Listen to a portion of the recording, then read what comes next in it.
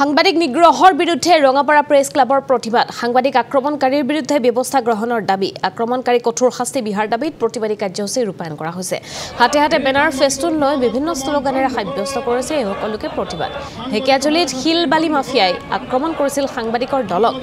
শিলবালি মাফিয়াৰ আক্ৰমণত আহত হৈছিল ND24 সাংবাদিক অবৈধ শিলবালি খননৰ বিৰুদ্ধে বাতৰি সংগ্ৰহৰ বাবে যাওঁতে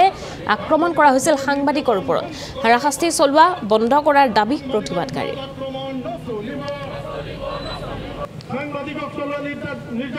এই সন্দৰ্ভত আগবঢ়াইছো আমাৰ সাংবাদিক পংকজ নাথৰ এক প্ৰতিবেদন ঢেকিয়াজুলি 5 নৈত যি বালি মাফিয়াই 3জনকৈ সাংবাদিকক প্ৰহাৰ কৰাৰ ঘটনাক লৈ আজি ৰঙাপাৰাত উত্তাল প্ৰতিবাদ সাব্যস্ত কৰিছে ৰঙাপাৰা প্ৰেছ ক্লাবে ৰঙাপাৰা প্ৰেছ ক্লাবৰ সহযোগত আৰু বিভিন্ন ৰাইজৰ সহযোগত আজি এই প্ৰতিবাদী কাৰ্যসূচী গ্ৰহণ কৰিছে ঢেকিয়াজুলিৰ সাংবাদিক ND24 বিমলজ্যোতি নাথ নিউজ 18 সাংবাদিক হৰেণ ভূমিজ আৰু খবৰ কাকতৰ সাংবাদিক বিপুল ফয়লক দুৰ্বৃত্তই আক্ৰমণ কৰাৰ ঘটনাক লৈ আজিও এই শোণিতপুৰ জিলাত প্ৰতিক্ৰিয়া অব্যাহত আছে মই প্ৰথমে পৰিৱেশ দেখুৱাই লৈছোঁ এয়া বিভিন্ন দল সংগঠনে আজি ইয়াত প্ৰতিবাদ সাব্যস্ত কৰিছে ৰঙাপাৰা অঞ্চলত মহাত্মা গান্ধীৰ প্ৰতিমূৰ্তিৰ কাষত আজি আছু যুৱ ছাত্ৰ পৰিষদ আটছা মহিলা সমিতি অসম জাতীয়তাবাদী যুৱ ছাত্ৰ পৰিষদ নাগৰিক মঞ্চ জ্যেষ্ঠ নাগৰিক সন্থা ৰঙাপাৰা প্ৰেছ ক্লাবৰ উপদেষ্টাসকল ৰঙাপাৰাৰ জ্যেষ্ঠ নাগৰিক ইয়াৰে যি বিভিন্ন দল সংগঠন আজি তেওঁলোকে স্বতঃস্ফূৰ্তভাৱে ওলাই হাতে হাতে ফেস্টুন বেনাৰ লৈ তেওঁলোকে আজি সাংবাদিকৰ সুৰক্ষা নিশ্চিত কৰক সাংবাদিকক মানসিকভাৱে হাৰাশাস্তি চলোৱা বন্ধ কৰক সাংবাদিকৰ ওপৰত নিৰ্যাতন চলোৱা বন্ধ কৰক গণতন্ত্ৰ চতুৰ্থ স্তম্ভ সংবাদকৰ্মীক সুৰক্ষা প্ৰদান কৰক আদি বিভিন্ন শ্লোগানেৰে আজি তেওঁলোকে প্ৰতিবাদ সাব্যস্ত কৰিছে এইখিনিতে এটা কথা উল্লেখ কৰিব লাগিব যে আজি সাংবাদিকসকল এইখন ৰাজ্যত এইখন চৰকাৰৰ অধীনত যে সাংবাদিকসকল সুৰক্ষিত ক'ত যদি ভূ মাফিয়াই বালি মাফিয়াই দুৰ্নীতিৰ নিউজ সংগ্ৰহ কৰিবলৈ যোৱা সময়ত যদি সাংবাদিকসকল নিগ্ৰহ হয় তেতিয়াহ'লে আজি সাংবাদিকসকল সুৰক্ষিত ক'ত বুলি এক প্ৰশ্ন উত্থাপন কৰিছে প্ৰতিবাদকাৰী ৰাইজে মোৰ সৈতে এই প্ৰতিবাদস্থলীত উপস্থিত থকা অখিল ভাৰতীয় চাহ মজদুৰ সংঘৰ কেন্দ্ৰীয় সমিতিৰ সম্পাদক ৰয়েল চাৰ ডাঙৰীয়া আছে মই তেখেতৰ প্ৰায় প্ৰতিক্ৰিয়া জানিবলৈ চেষ্টা কৰিম আপুনি জানে কালি যে 5 নৈত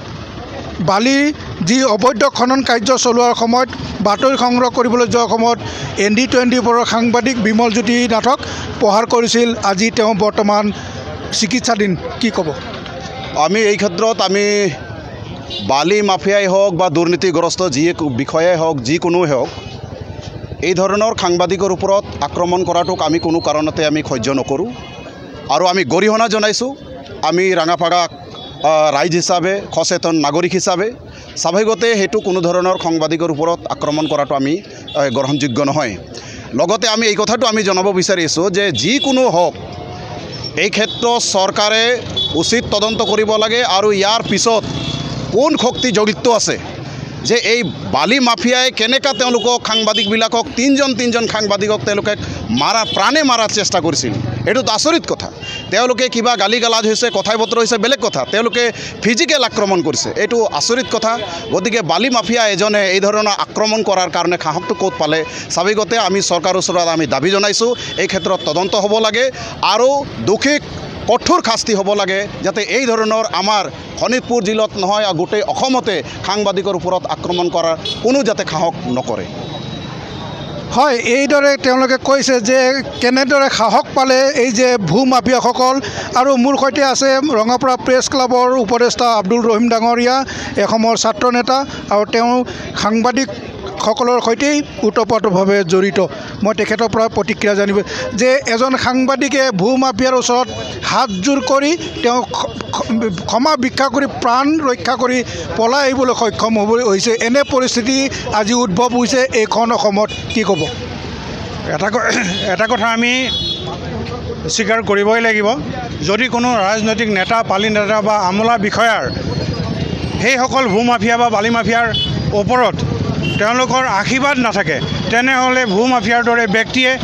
সাংবাদিকৰ দৰে এটা গণতন্ত্ৰৰ চতুৰ্থ স্তম্ভৰ ব্যক্তিক আক্ৰমণ কৰিবৰ কাৰণে কেতিয়াও সাহস কৰিব নোৱাৰে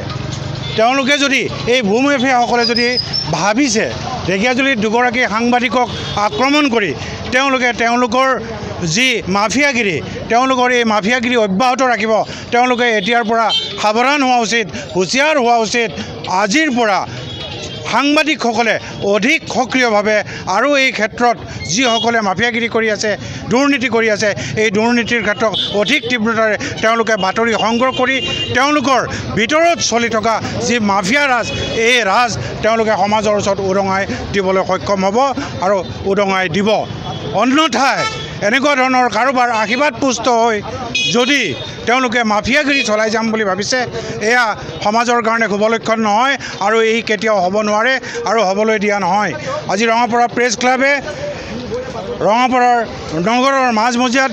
যোৱাকালি ঢেকীয়াজুলিত হৈ যোৱা ঘটনাৰ যি প্ৰতিবাদ হিচাপে যি প্ৰতিবাদী কাৰ্যসূচী হাতত লৈছিল এই কাৰ্যসূচীত আজি বিভিন্ন দল সংগঠনে অংশগ্ৰহণ কৰি ইয়াক তীব্ৰ ভাষাৰে গৰিহণা